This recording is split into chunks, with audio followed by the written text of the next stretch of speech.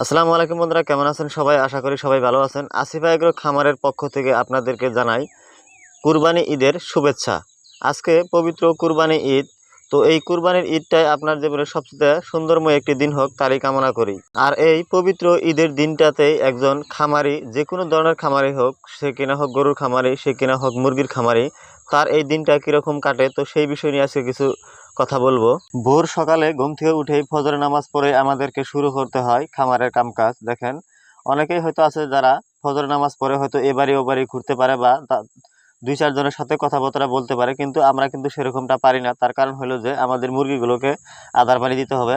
আর আদার পানি দেওয়ার কারণে মূলত আমাদেরকে ভোরে নামাজ পড়ে এসে আমাদেরকে শুরু করতে হয় কামকাজ করা। আর কামকাজ করা শুরু করতে হয় এই জন্যই যে দেখেন, কুরবানির ঈদটা কিন্তু খুব সকালের দিকেই নামাজটা পড়ানো হয়। আর সকালের দিকে নামাজটা পড়ার কারণ হলো যে যেহেতু কুরবানি করা হবে, তো সেই কারণে খুব সকালে কিন্তু নামাজটা শেষ করে। তো সেই জন্য আমাদের আরও পরিশ্রমটা আরো বেশি করতে হয়, আর খুব দ্রুত কাম কাজ করতে হয়। তো সেই জন্য খুব দ্রুত কাম কাজ করতেছি। দেখেন, খামারের ভিতরে যেসব ডিঙ্কারগুলো ছিল, সেই ডিঙ্কারগুলো সবগুলোকে ধুয়ে নিতেছি। ধুয়ে নেওয়ার কারণ হলো দেখেন, এইগুলা অনেক বেশি পরিমাণে নোংরা হয়ে আছিল, তো সেই কারণে ধুয়ে দিতেছি। এমনি তো আমি প্রত্যেক দিন ধুয়ে দিই, আর আজকে বিশেষ করে যেহেতু ঈদের দিন, তো সেই জন্য আরও কিছু ভালো করে ধুয়ে দিচ্ছি। তো যাই হোক, কত সকাল আমরা কাম কাজগুলো করি। দেখেন, আমার বাড়িতে কিন্তু সোলার আছে, 6 প্লেটের একটি সোলার আছে। তো সেই সোলার দিয়ে আমি পানি বের করে তারপর ওগুলো দিয়ে বেশিরভাগ কাম করে থাকি। যারা হয়তো আমার নিয়মিত ভিডিওগুলো দেখেন তারা হয়তো জানেন। দেখেন কত ভোরে আমাদেরকে কাজ করতে হয়। দেখেন, সোলারে কিন্তু ঠিকঠাকভাবে পানি আসতেছে না, খুবই অল্প পরিমাণে পানি আসতেছে। তো খুব সকালে কিন্তু আমার এই কাম কাজগুলো করতে হয়। সকালে কাম কাজ না করলে এদিকে নামাজ পাবো না। তো সেই জন্য খুব সকালে আমার এই কাম কাজগুলো করতে হয়। যাই হোক, আমার পানির ডিঙ্কারগুলো ধুয়ে পরিষ্কার করে নেওয়া হলো। এদিকে আমার বাহিরে কিন্তু 6টি মুরগির বাচ্চা আছে, যেগুলো নাকি আমার খামারের মুরগির বাচ্চা। এইগুলোকে বাহিরে রাখার কারণ হলো এরা খুবই একদমই ছোট ছিল। তো ছোট থাকার কারণে এদেরকে যখন খামারে রাখছি, তো এরা কি করে একদিক থেকে দূর দিকে আরেক দিকে চলে যায়। তো চলে যাওয়ার কারণে কি হয়, ভেতরে যে মুরগিগুলো ছিল, তো এরা খুবই পরিমাণে ভয় খায় এবং কি দৌড়াদৌড়ি লাফালাফি করতে থাকে।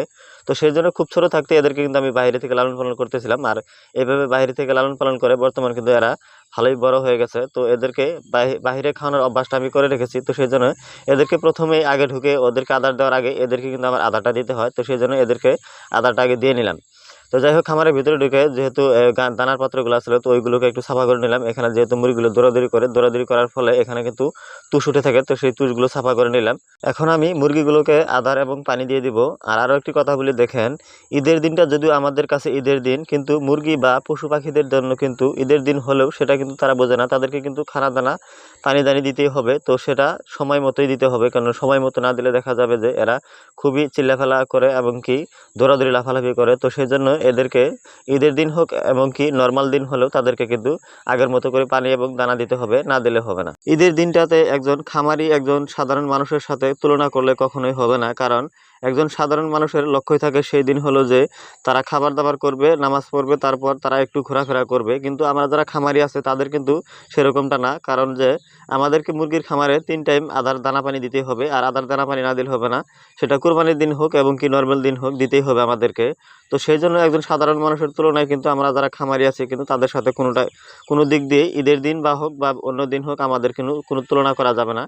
কারণ নর্মাল দিনেও যেরকম আমাদেরকে দানা পানি দিতে হয়, খামারে কাজ কাম করতে হয়, তো দেখা যাবে ঈদের দিনেও আমাদের কিন্তু সেরকম পরিমাণেই কাম কাজ করতে হয়। তো যাই হোক, মুরগিগুলোকে দানা পানি দিয়ে দিলাম। দানা পানি খাওয়ার পর আমার যে বাউন্ডারিটা ছিল, তো বাউন্ডারিতে মুরগিগুলোকে ছেড়ে দিলাম। সারা বাউন্ডারিটা এরা বের হয়ে দৌড়াদৌড়ি করতেছে। এদিকে কালকে শুক্রবার ছিল, শুক্রবার থাকার কারণে আমি কিন্তু আমাদের এখানে একটি বাজার আছে, তো সেই বাজারে গিয়েছিলাম।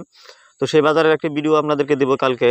বাজারে যাওয়ার কারণে আমার বাইকের অবস্থা একদমই শেষ। বাজারে গিয়েছিলাম, আমি কিছু মুরগি নিয়ে গিয়েছিলাম। যদিও কালকে বাজারটা খুব একটি ভালো হয়নি, তবে আলহামদুলিল্লাহ যা হয়েছে মোটামুটি হয়েছে।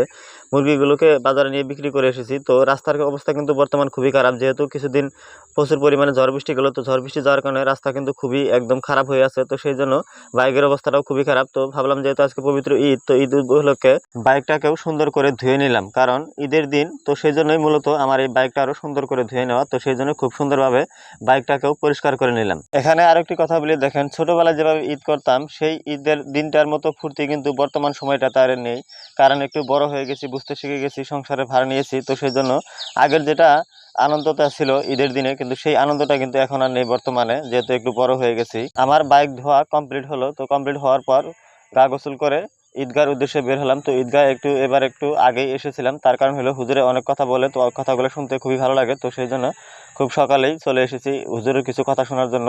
তো যাই হোক, আজকের মতো এই পর্যন্তই। আসসালামু আলাইকুম।